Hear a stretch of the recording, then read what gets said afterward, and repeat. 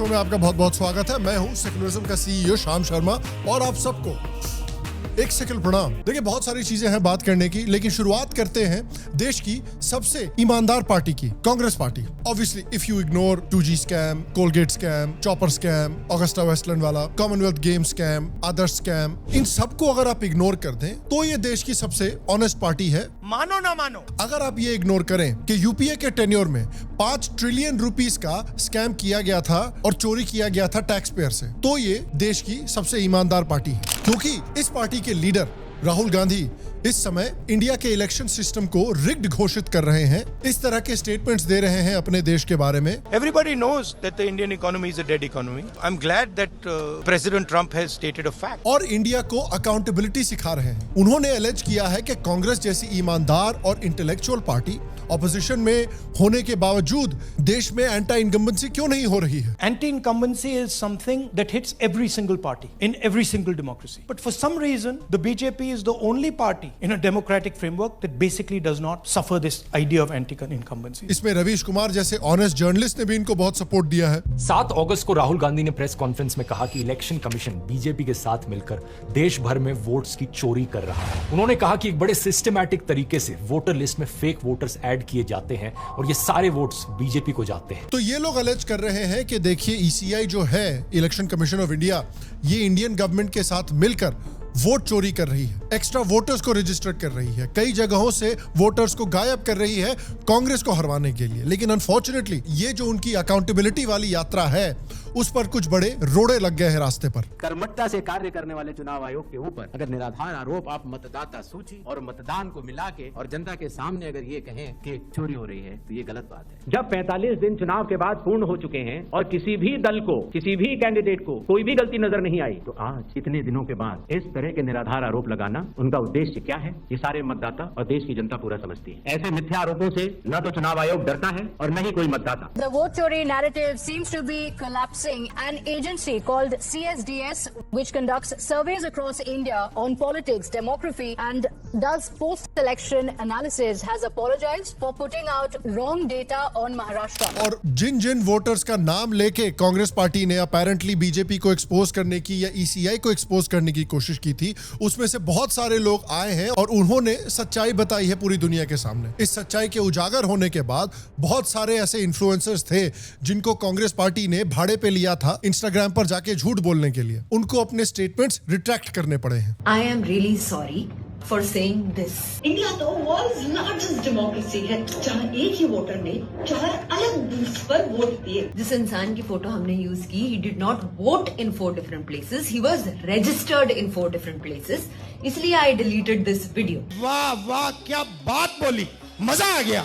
तो कई सारे क्रिएटर्स इस डेमोक्रेसी को बचाने के अभियान से ऑलरेडी बैकआउट कर चुके हैं। और क्यों ना करे भाई, जब कांग्रेस ने 124 साल की लेडी को इन्वेंट किया और उनके नाम की टी शर्ट पहन के रैली कर रहे थे, फिर पता चला कि जिस लेडी का टी शर्ट पहन के ये रैली कर रहे हैं वो 124 साल की है ही नहीं, वो बस एक टेक्निकल मिस्टेक था जो पॉसिबली नए लिस्ट में करेक्ट भी हो जाएगा। मेरे आधार में 15/7/1990 है, वोटर ID कार्ड में 15/7/1900 है। एक प्रियंका गांधी मेरा टी शर्ट पहन के मेरा नाम का थी छपा के पहनने वाली, उनको अधिकार देने वाला कौन है? आज मैं परेशानी झेल रही हूँ कि सुबह से आज कई बार मीडिया वाले चाहे जो भी ये लोग हैं फोन कर रहे हैं, लोग बार बार द्वार पे आ रहे हैं। इन्होंने आदित्य श्रीवास्तव नाम के एक वोटर को नेम और शेम किया था। Same voter voting in multiple polling booths in Karnataka in the assembly and also voting in Uttar Pradesh, voting in Lucknow, voting in Varanasi. This is the gentleman called Aditya Srivastava. फिर आदित्य श्रीवास्तव ने national TV पे आके इनको वापस expose किया। क्या कहना है आपका कि कितनी जगह आपका नाम रजिस्टर्ड है? लखनऊ से हूँ मैं ओरिजिनली। लखनऊ का वोटर आई कार्ड मैंने बॉम्बे ट्रांसफर करवाया था। ये कब की बात होगी? तो 2018 में हो सकता है चेंज कराया होगा।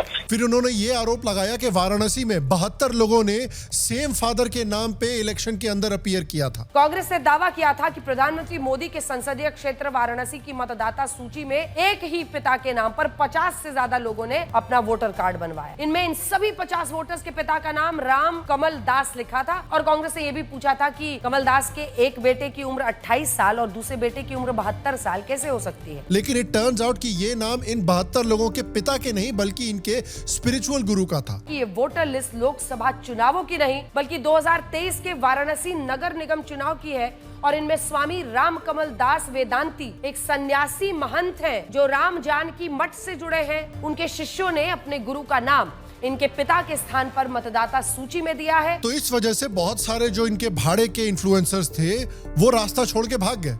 लेकिन फिर भी राहुल गांधी की आप हिम्मत देखिए कि इनका सारा झूठ एक्सपोज होने के बावजूद भी ये इतनी बहादुरी के साथ रास्ते में खड़े हैं और गांव-गांव जाकर इस फेक वोटर स्कैम को एक्सपोज कर रहे हैं। हमारा नाम है रंजू देवी, नौहट्टा प्रखंड से आया हूँ, चफला गांव से। पति के नाम है सुधीर राम। हमारे वोटर लिस्ट में हमारे घर के परिवार के 6 गो के नाम कट गया है। आप पहले थे उस पे? जी पहले थे। ये नया वाला जो बना लिस्ट उसमें नहीं आया है। हालांकि बाद में जिन लोगों का नाम ये लेते हैं वही लोग राहुल गांधी को एक्सपोज कर दे रहे हैं वापस। हमारा वार्ड सचिव है, वो दोनों निकाल के लिस्ट लाए, उसमें हमको बोले आपको 6 आदमी के नाम नहीं है। चलिए वहाँ पर आ रहे हैं राहुल गांधी, तेजस्वी यादव, उनसे मिल लीजिए और अपना नाम जुड़वा लीजिए। तो हम लोग देहात के औरत हैं, गंवार लोग हैं, जो जैसा कहता है वही ना सुनेंगे। हम लोग गए वहाँ, तो वहाँ भी बोला उन लोग के बोलना राहुल गांधी से कि हम लोग के 6 आदमी के नाम नहीं है, पुराना लिस्ट में था, नया वाला में नहीं है। तो वही बात हम वहाँ जाकर बोले हैं। अभी आपको बीएलओ के द्वारा दिखाया गया लिस्ट नया वाला जो 1 अगस्त 2025 को प्रकाशन हुआ है, उसमें अपना नाम अपना पाया? हाँ, और अपने परिवार के सदस्यों का नाम पाया आपने? सबको नाम पाया। इस समय राहुल गांधी और चाइनीज प्रोडक्ट्स में कंपटीशन चल रहा है कि ज्यादा घटिया क्वालिटी का कौन हो सकता है, ज्यादा पहले कौन फेल होगा। लेकिन देखिए राहुल गांधी की एक बात तो माननी पड़ेगी, he is a man of principles. वो कभी भी पीछे नहीं हटते हैं चाहे कुछ भी हो जाए। अगर आप इग्नोर करें कि 2019 में उन्होंने सुप्रीम कोर्ट से माफी मांगी थी क्योंकि उन्होंने जो अपना पॉलिटिकल स्लोगन है चौकीदार चोर है उसको सुप्रीम कोर्ट के रफाल वर्डिक्ट के नाम पर डाल दिया था। अप्रैल 2019 में कैंपेनिंग के दौरान उन्होंने कहा था कि सुप्रीम कोर्ट ने भी उनकी बात मान ली है पीएम के खिलाफ और सुप्रीम कोर्ट ने भी मान लिया है कि चौकीदार चोर है। बाद में सुप्रीम कोर्ट ने इनको डांटा और इनसे एक्सप्लेनेशन मांगा तो राहुल गांधी ने एक एफिडेविट में सबसे पहले रिग्रेट एक्सप्रेस किया, उसके बाद एक और कॉम्प्रिहेंसिव एफिडेविट फाइल किया मई 2019 में जहां पर इन्होंने अनकंडीशनल अपॉलॉजी मांगी है। तो अगर आप उस केस को इग्नोर कर दे तो ये याद रखिए कि राहुल गांधी कभी पीछे नहीं हटते, कभी माफी नहीं मांगते, इतने बहादुर हैं। इनको इलेक्शन इंटेग्रिटी की देखिए बहुत चिंता है। ये तो कुछ साल पहले ईवीएम के खिलाफ भी कंप्लेन कर रहे थे और ईवीएम को हटाना चाहते थे,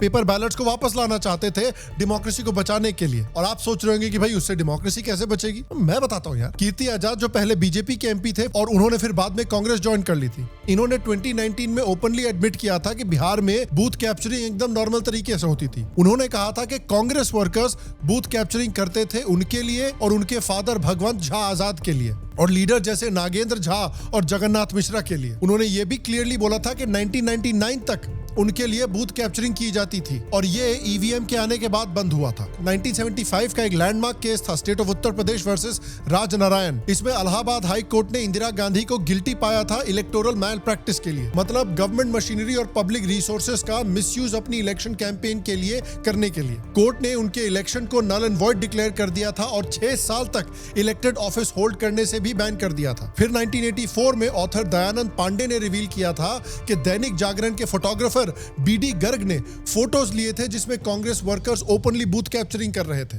1960 से लेके अर्ली 2000s तक बूथ कैप्चरिंग और बैलेट बॉक्स मैनिपुलेशन एक प्रोफेशन बन गया था इलेक्शन जीतने के लिए, जिसमें Congress was one of the top players.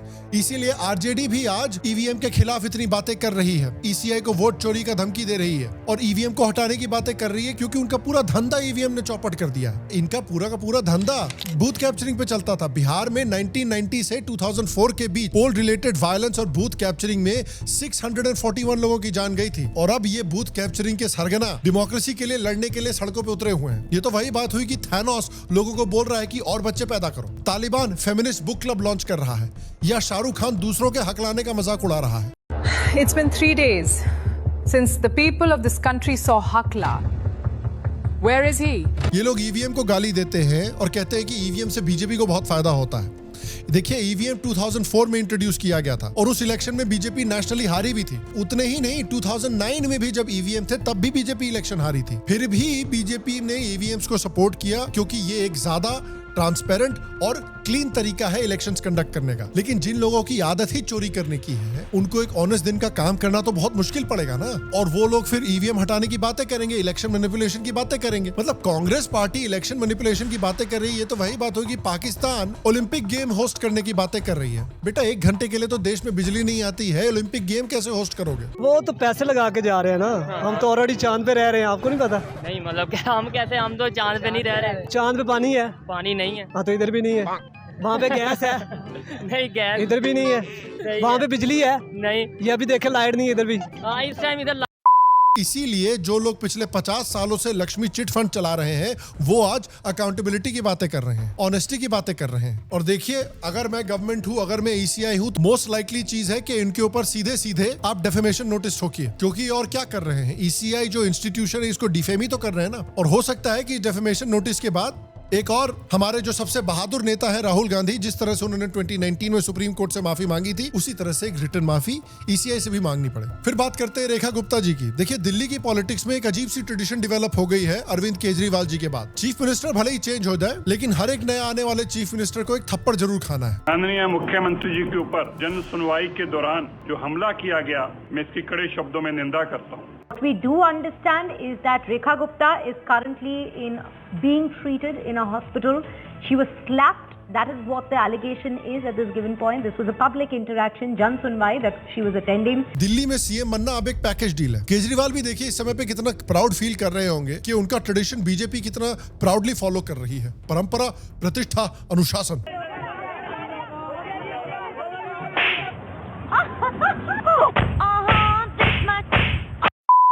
आप सबने GTA खेला होगा, उसमें एक चीट कोड होता था जो आप में से बहुत सारे छिछोरे लोगों ने यूज किया होगा।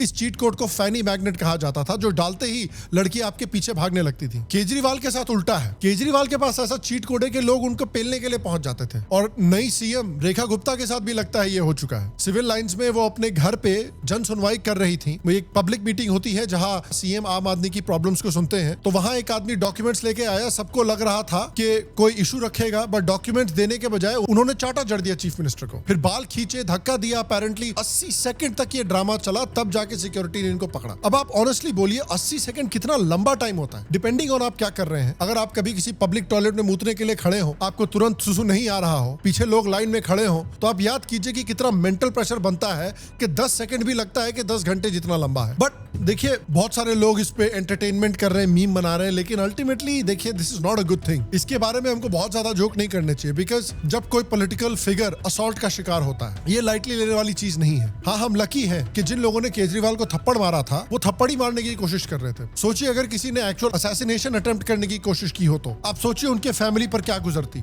अगर ऐसा कुछ हो जाता केजरीवाल के साथ। तो देश पर क्या गुजरती अगर किसी हाई प्रोफाइल नेता के साथ ऐसा होता। तो मैं ऐसी कोई चीज इंडिया के लिए चाहता नहीं हूँ। ऐसी चीजें बनाना रिपब्लिक्स में होती है, ऐसे देशों में नहीं होती जो खुद को सीरियसली लेते हैं और एक वर्ल्ड लीडर बनना चाहते हैं। वहां पर ऐसी चीजें सूट नहीं करती। और ये आदमी ने ऐसा क्यों किया? क्योंकि सुप्रीम कोर्ट का जो ये स्ट्रे डॉग्स को शेल्टर्स में डालने का ऑर्डर आया था, उस पर ये आदमी नाराज था और इसलिए सीएम पर अटैक कर दिया। बेटा प्रॉब्लम ये ना कि अब तेरी भड़ास सारा गवर्नमेंट कुत्तों पे निकालेगी। बट एक बात तो क्लियर है, दिल्ली सीएम बनना अब एक पॉलिटिकल चैलेंज ही नहीं है, एक फिजिकल एंड्योरेंस का टेस्ट भी साला बन गया। It's the strangest tradition in the world that has been established by Kejriwal ji. और अभी हाल में ही इंडिया और चाइना ने न्यू दिल्ली में अपने 24th round of border talks किए हैं। Chinese foreign minister is on his first visit to India since the 2020 Galwan Valley clash. After talks with the External Affairs Minister S. Jaishankar, Wang Yi has met with NSA Ajit Doval and will meet Prime Minister Narendra Modi later today. During his meeting with Wang Yi, External Affairs Minister S. Jaishankar asserted that peace on the border was essential for improving the India-China relations and both countries needed to move forward with a clear and cooperative approach. Top on the agenda for the meeting is going to be border peace.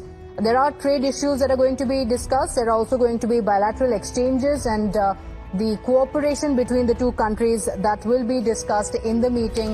24th, सोचिए यार, ज्यादातर शादियां तो 2 counselling session भी survive नहीं कर पाती हैं और ये तो 24वां कर रहे हैं। इस बार इंडिया के एनएसए अजीत डोवल बैठे थे चाइना के फॉरेन मिनिस्टर वांग यी के साथ और प्रेस कॉन्फ्रेंस से बोला गया था कि जो टॉक्स हुए हैं दे वर कैंडिड एंड कंस्ट्रक्टिव। कई लोग मानते हैं कि इस बार का डिस्कशन जो था वो जनरली प्रोडक्टिव था और इस प्रोडक्टिव डिस्कशन के पीछे मेन रीजन है शी जिनपिंग नहीं, मोदी नहीं, बल्कि Trump. Total control. Bing, bing, bong, bong, bing, bing, bing. You know, darling, is the wind blowing today? I'd like to watch television, darling. Where I could stand in the middle of Fifth Avenue and shoot somebody and I wouldn't lose any voters, okay? It's like incredible. Trump ने एक बार में ही China, India और पाकिस्तान तीनों को confuse कर दिया है। India पे टैरिफ लगा दिया है, चाइना के साथ ट्रेड वॉर कर रहे हैं और पाकिस्तान को तो बेस्ट फ्रेंड बोल दिया है अचानक से। I love Pakistan. और वो भी इंडिया को अपना दोस्त बोलने के थोड़े समय के बाद। Prime Minister Modi is a great friend of mine. He's a great gentleman. He's a great man. और अगर आप समझने की कोशिश कर रहे हैं कि भाई ट्रंप करना क्या चाहता है, बोलना क्या चाहता है, तो प्लीज आप कोशिश मत कीजिए, बिकॉज ट्रंप को भी नहीं पता वो क्या करना चाहते हैं। You don't know that I'm going to even do it. You don't know. I may do it. I may not do it. I mean, nobody knows what I'm going to do. सुन लिया? तो Trump के इसी flip flop की वजह से China और India के बीच के जो रिलेशंस हैं वो थोड़े से नजदीक आ रहे हैं। चाइना ने कहा है कि हमारे इकोनॉमीज को डेवलप करने के लिए ये जरूरी है कि लोग यूएस पे डिपेंडेंट ना रहें और इंडिया और चाइना के बीच का ट्रेड बढ़े। अब देखिए ये सब सुनने में बड़ा अच्छा लगता है, जैसे कि ओ ऋतिक रोशन और एनटीआर जैसे बड़े स्टार्स एक फिल्म में साथ में आएंगे, सुन के बड़ा अच्छा लगता है, लेकिन रिजल्ट होता है वॉर 2। उसी तरह चाइना और इंडिया में दोस्ती बढ़नी चाहिए, सुन के बड़ा अच्छा लगता है, लेकिन उसका रिजल्ट कभी भी अच्छा नहीं रहा है, क्योंकि चाइना को हीरा मंडी के सस्ते जनरल्स पसंद है बहुत ज्यादा, जो कौड़ियों के भाव में अपने मुल्क को बेच देते हैं, कभी चाइना को कभी अमेरिका को। चाइना ने इस हीरा मंडी देश को फाइटर जेट, न्यूक्लियर मदद की है, इंफ्रास्ट्रक्चरल लोन्स दिए हैं। चाइना ने पाकिस्तान को ऐसे ट्रीट किया है इतने सालों से जैसे कि उनका साला दामाद हो। Still see some strategic value in Pakistan. It's a dog that keeps snapping at India's heel. So that's useful. Secondly, they look at Pakistan as an important ally, maybe one of their few friends, which gives them a kind of a toehold into the Middle East. लेकिन इस समय पर interesting बात यह है कि China भी पाकिस्तान से नाराज है, क्योंकि उन्होंने अपना इतना पैसा डाला है चाइना पाकिस्तान इकोनॉमिक कॉरिडोर यानी सीपेक में, और वो सारा पैसा उनका डूब गया है। बेसिकली पाकिस्तान में इन्वेस्ट करना किसी कंपनी का इंडियन क्रिकेट टीम की जर्सी स्पॉन्सर बनने से भी बुरा आइडिया है। आप तो जानती है कि जो कंपनी इंडियन क्रिकेट टीम के जर्सी का स्पॉन्सर बनती है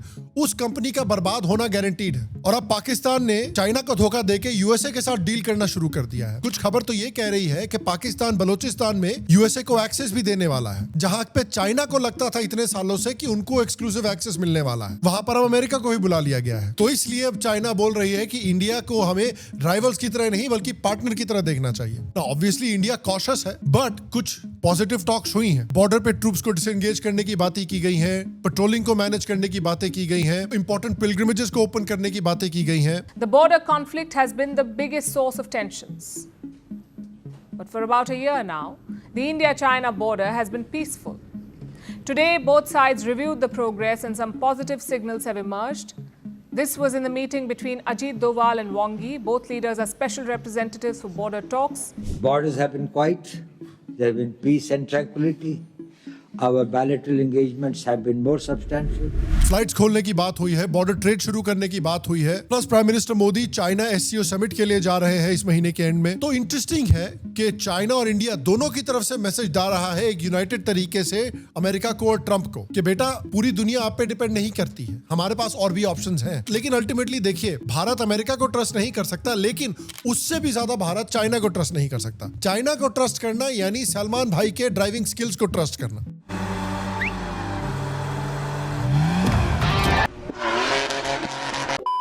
अगर सलमान भाई ड्राइव कर रहे हैं तो आप पेडेस्ट्रियन नहीं बनना चाहते। उसी तरह किसी भी मामले में आप चाइना को पूरी तरह से ट्रस्ट नहीं करना चाहते, क्योंकि याद रखिए हमारा अमेरिका के साथ कोई युद्ध नहीं हुआ है, जबकि गालवान हमने इन्हीं के साथ अभी 4-5 साल पहले ही किया है। और हम तो जानते ही है कि कैसे चाइना जो है वो भारत के टॉप ऑपोजिशन लीडर को ग्रूम कर रहा है चाइनीज प्रोपेगेंडा फैलाने के लिए। The Chinese envoy Rahul Gandhi has met the delegation of the Communist Party of China. Did Rahul Gandhi meet the Chinese ambassador and the Bhutanese envoy on the 8th of July? BJP ने और election commission ने चोरी किया है। नरेंद्र मोदी ने दबाव में आकर जाति जनगणना कह दिया कि करेंगे, मगर मैं जानता हूं कि वो सच्चा जाति जनगणना नहीं करने वाले हैं। और जो लोग अपने आप को हिंदू कहते हैं वो 24 घंटा हिंसा हिंसा हिंसा, नफरत नफरत नफरत। तो इंडिया के पास एक बड़ा चैलेंज है। एक तरफ अमेरिका है जो ट्रस्टवर्दी नहीं है इस समय, एक तरफ चाइना है जो बिल्कुल ही ट्रस्टवर्दी नहीं है। उनको कैसे बैलेंस किया जाए, that is going to be the challenge for the future. अब देखिए, बात करते हैं बिहार की। लालू यादव का जो कंट्रीब्यूशन है देश की तरफ, लोगों को लगता होगा कि एक ही कंट्रीब्यूशन है चारा घोटाला, लेकिन नहीं, उसके अलावा 2 और कंट्रीब्यूशन है। एक है तेज प्रताप यादव और एक है तेजस्वी यादव। एक बांसुरी बहुत अच्छा बजाते हैं और दूसरे नवरात्रि में भी मछली खाते हैं। खाना लाए हैं लंच में, मछली लाए हैं और बहुत ही स्वादिष्ट मछली है। हाल में ही आपने खबर सुनी होगी कि आरजेडी से तेज प्रताप यादव को निकाल दिया गया था इर्रिस्पॉन्सिबल बिहेवियर के लिए। तुम्हारे हिस्से की जमीन और जायदाद जब तेज प्रताप के 12 साल पुराने अफेयर के पिक्चर्स इंटरनेट पे वायरल हुए थे तो दीवार का असली सीक्वल तो यहाँ पे बना हुआ है बिहार में। अब बिहार इलेक्शन आने वाले हैं, तेज प्रताप यादव को पार्टी से निकाल दिया गया है, जिसके बाद दोनों भाई तेज प्रताप और तेजस्वी पॉलिटिकल राइवल्स बन चुके हैं। बिहार इलेक्शन में तेजू भैया ने भी अनाउंस किया है कि वो इलेक्शन लड़ेंगे। इनकी पार्टी का नाम है जनशक्ति जनता दल। तेजू भैया के हिसाब से ये इलेक्शन के मुद्दे होने चाहिए। राहुल गांधी तेजस्वी जी लोग यात्रा लगा रहे हैं, अपना मुद्दा को रख रहे हैं, लेकिन ये सब मुद्दा से कुछ होना जाना है नहीं। मुद्दा होना चाहिए शिक्षा का, स्वास्थ्य का, बेरोजगारी का, ये सब मुद्दाएं होनी चाहिए। तो एक तरफ है तेजस्वी यादव जो कांग्रेस के साथ अलायंस कर रहे हैं और आज भी राहुल गांधी को कोचिंग दे रहे हैं। बिहार सरकार बनेगी तो बेरोजगारी खत्म करेंगे। बताइए यार, 60 साल का आदमी ये ऑलमोस्ट हो चुका है, इसको अभी भी कोचिंग चाहिए। हमारी एयरफोर्स ने जितने मिसाइल पाकिस्तान में लॉन्च किए थे ऑपरेशन सिंदूर में, उससे ज्यादा बार तो राहुल बाबा लॉन्च हो चुके हैं। तो एक तरफ तेजू भैया राहुल गांधी और अपने छोटे भैया को गरिया रहे हैं। तेजू भैया के हिसाब से राहुल और उनके छोटे भाई यानी तेजस्वी साथ में डेमोक्रेसी को बचाने नहीं, डेमोक्रेसी को डिस्ट्रॉय करने आए हैं। लेकिन सेम टाइम पे ये कह रहे हैं कि देखिए, अगर उन्होंने हमसे गठबंधन की बात की तो हम तैयार हैं। तो आपने तो खुला ऑफर भी दिया था कि क्या कहते हैं, आरजेडी भी अगर हमारे टीम तेज प्रताप से जुड़ना चाहे तो जुड़ सकती है। अरे जुड़ना चाहता आरजेडी को तो आरजेडी जुड़े नहीं जुड़े तो आरजेडी का मामला है ना। तो हम गरियाएंगे भी, लेकिन हम हाथ मिलाने के लिए भी तैयार हैं। तो ये केजरीवाल के नक्शे कदम पे एक तरीके से चल रहे हैं। एक तरफ कांग्रेस को गरिया रहे हैं और दूसरी तरफ गठबंधन के लिए चापलूसी भी कर रहे हैं। और आप तो जानते हैं कि ये दोनों भाई अपने ही स्टाइल में बहुत फेमस है। एक तरफ है तेजू भैया और एक तरफ है Tejashwi ji. But here is another unique proposal coming from the newly inducted Bihar minister and Lalu Prasad Yadav's son, Tej Pratap, who suggests that riding a horse will curb pollution and traffic woes. तो ये सब RSS सब भाजपा वाला क्या बोलेगा कि RJD वाला इसे हल्ला गुल्ला करता है, इसलिए संयमित से रहिए, अखदेरिया भाजपा वाले को। लेकिन अल्टीमेटली देखिए, चाहे तेजस्वी जीते या तेज प्रताप जीते, बिहार के साथ ये होना है। ठीक है, बुरा मत मानो, होली है, आज नहीं थुक्का लगाओगे तो सस्पेंड कर दिए जाओगे। बुरा मत मानो, होली है। अल्टीमेटली इनमें से कोई भी जीत के आता है, बिहार में गुंडा राज वापस आएगा। तेज प्रताप एंड तेजस्वी इज गुंडा राज विद एन इंस्टाग्राम फिल्टर। और अब देखिए, फाइनली हमें एक सीरियस प्रॉब्लम के बारे में बात करनी पड़ेगी। भारत की जो बेरोजगारी की प्रॉब्लम है, भारत में बेरोजगारी की इतनी सीरियस प्रॉब्लम हो चुकी है कि भारत के सबसे प्रोमिनेंट इंटरनेशनल मैक्स से अवार्ड विनर भी अपनी जॉब रिटेन नहीं कर पा रहे हैं। जी हाँ, मैं बात कर रहा हूँ भारत के one of the most legendary media persons की। राहुल गांधी को अमेठी जाना ही चाहिए, इस लड़ाई में अपना हाथ आजमाना चाहिए। जो कुछ समय पहले एनडीटीवी में प्राइम टाइम एंकर थे। मीडिया तो समाप्त हो गया है, चमचे बचे हैं इसे जो रोज रात को एंकरिंग करते हैं। लेकिन आज की डेट पे उन्हें बेरोजगार कर दिया गया है। तो लड़के लड़कियों को नौकरियां मिल सकती थी, जितना पैसा लगाकर मुझे बेरोजगार किया गया। एक समय वो पॉलिटिशियंस की गोदी में बैठकर खेला करते थे। इस तरह से मीडिया ने बीजेपी के लिए मेहनत की है, मुझे लगता है कि न्यूज एंकर को भी मंत्री बनाना चाहिए। आज वो कह रहे हैं कि कुछ मीडिया एंकर्स को मंत्री बना दिया जाना चाहिए, मीडिया मालिकों को मंत्री बना दिया जाना चाहिए। क्यों? उस दिन तो मीडिया एंकर्स मंत्री नहीं बने थे जिस दिन अपने न्यूज रूम में बैठ के वो मंत्रिमंडल डिसाइड करते थे, हेलो गुलाम, और बताते थे उनको कि फलाने को मंत्री बना दो, फलाने को मत बताना। लेकिन फिर फाइनली उन्होंने एनडीटीवी छोड़ दी, और एनडीटीवी छोड़ने के बाद वो एक ऐसी जगह गए जहां पे he feels the most at home. GB road नाम जहन में आते ही कई तरह की तस्वीरें खड़ी हो जाती हैं। और रवीश कुमार के बारे में सबसे इंटरेस्टिंग चीज ये है कि मुझे लगता था जब वो एनडीटीवी में थे कि एनडीटीवी के जो स्क्रिप्ट राइटर्स हैं वो उनसे ये बकवास करवाते हैं, उनके लिए इतनी बकवास और बायस स्क्रिप्ट लिखते हैं। लेकिन सच्चाई ये थी कि एनडीटीवी वाले तो एक्चुअली रवीश कुमार को सेन दिखा रहे थे, रीजनेबल दिखा रहे थे। बिकॉज एनडीटीवी छोड़ने के बाद और फुल टाइम यूट्यूबर बनने के बाद हमने तो इनकी एक्चुअल पर्सनैलिटी को डिस्कवर किया है। I have written a song for you. It's called Mononium. Here goes. It has a gender, it has a mentor, it has a face, it has a name.